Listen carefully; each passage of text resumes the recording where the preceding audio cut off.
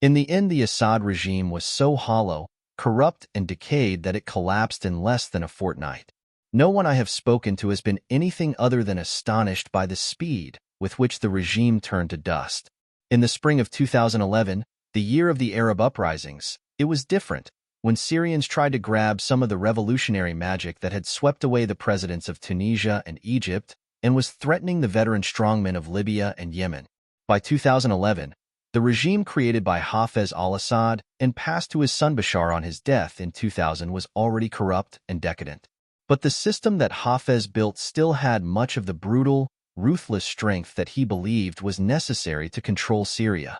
Assad Sr. had seized power in a country that was prone to coups and delivered it to his son, an heir without a significant challenge.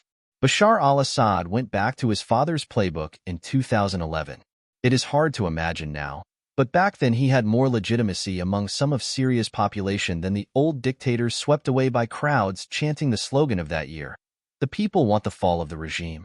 Bashar al-Assad was a vocal supporter of the Palestinians and of Hezbollah during its successful fight against Israel in the 2006 Lebanon War.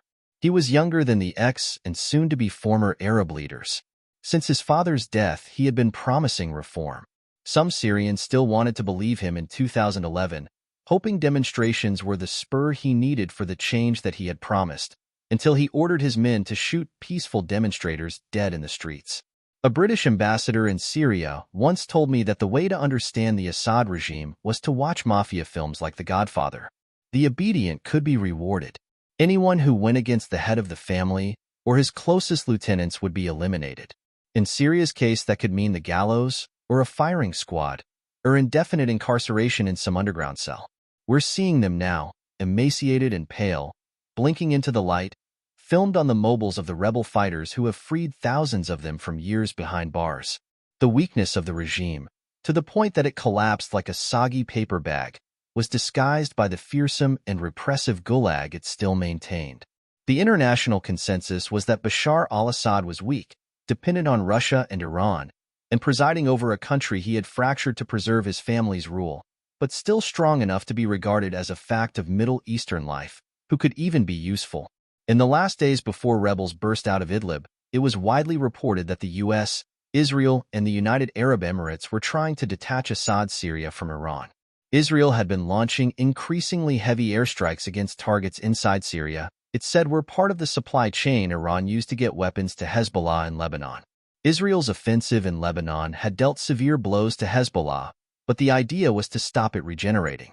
At the same time, the UAE and the U.S. were trying to find incentives for him to break the alliance with Tehran, relaxing sanctions, and allowing Assad to continue his international rehabilitation.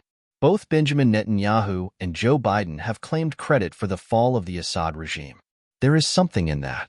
The damage Israel inflicted on Hezbollah and Iran with U.S. weapons and constant support, and Biden's supply of arms for Ukraine, made it impossible, even undesirable, for Assad's closest allies to save him. But the fact that they saw Assad as part of their strategy to contain and damage Iran until days before his fall indicates clearly that they did not for a moment believe him to be days away from a midnight flit to Russia. They did contribute to his end, more by accident than design.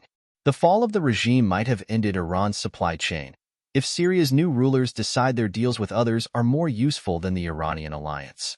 All sides are thinking hard and thinking again about what comes next, and it is too soon to draw definite conclusions. Syrians, their neighbors, and the wider world are now confronted by another geopolitical earthquake, the biggest of the series that has followed the Hamas attacks on Israel in October last year. It might not be the last. Iran is seeing the final collapse of the main planks of the network it called the axis of resistance. Its most important components have been transformed, Hezbollah badly damaged, and the Assad regime gone. Iran's rulers might want to follow up on hints of talks on a deal with Donald Trump once he takes office. Or its new strategic nakedness might push it into a fateful decision to turn its highly enriched uranium into a nuclear weapon. Syrians have every reason to rejoice. In the years after 2011, for all the repression and brutality of the regime, Assad and his acolytes could still find men who would fight. Many of the troops I met on front lines told me that Assad was a better option than the jihadist extremists of Islamic State group.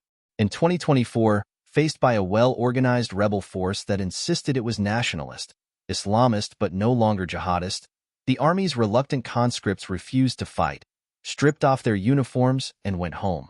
The best scenario is that Syrians, helped by the big players in the region, will find a way to create a post-war mood of national reconciliation, not a wave of looting and revenge that will drag the country into a new war. Abu Muhammad al-Jilani, the leader of victorious HTS, has called for his men and all of Syria's sects to respect each other.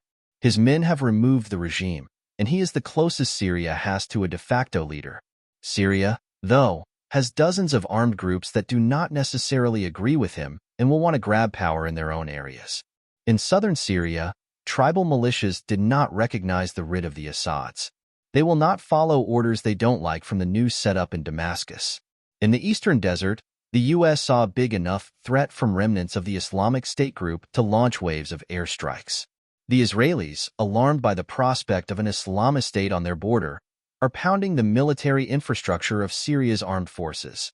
It might be better to find a way to make a reformed Syrian Arab army part of the solution in a country without much law or order.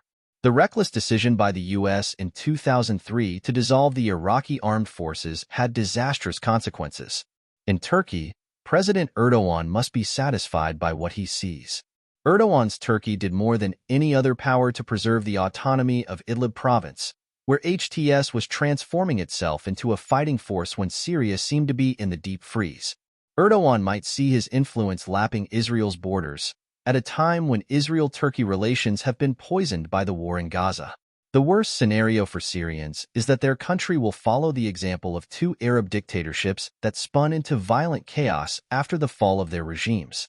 Colonel Gaddafi of Libya and Saddam Hussein of Iraq were removed without a ready-made replacement waiting in the wings. Ill-considered foreign intervention did much to create two catastrophes.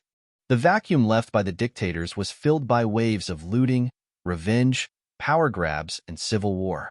Syrians have not been in charge of their own destiny for generations. Individuals were robbed of it by the two Assad presidents and their followers. The country lost it after war left it so weakened that bigger foreign powers used it to increase and preserve their own power. Syrians still do not have agency over their lives. They might have a chance of creating a new and better country if they did.